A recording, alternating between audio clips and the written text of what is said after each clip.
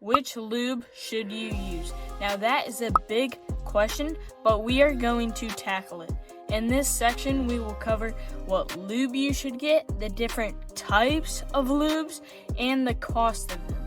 I will even show you some of my top recommendations of the lubes I use, so I won't keep you in suspense any longer. Now, not all lubes are equally the same. There are two main types. There are fast lubes.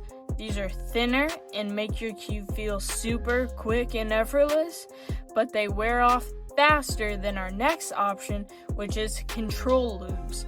These are thicker and slow your cube down just a bit. They're perfect if you want stability and accuracy in your solves.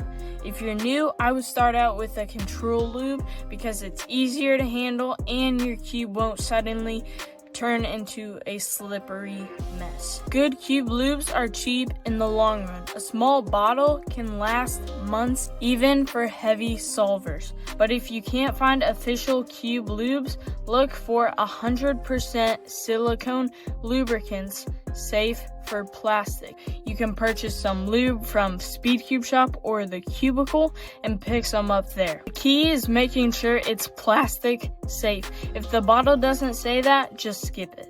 Now my top recommendations for some lubes is FC Calm and FC Rush. FC Calm is good for control and FC Calm is good for speed. Now I'll have all the lubes I recommend in the description box below, so make sure you can check those out. Now those two lubes are really good, but another good option for control lube is Weight 5. This one comes in like a syringe type of bottle, but it's still a great option.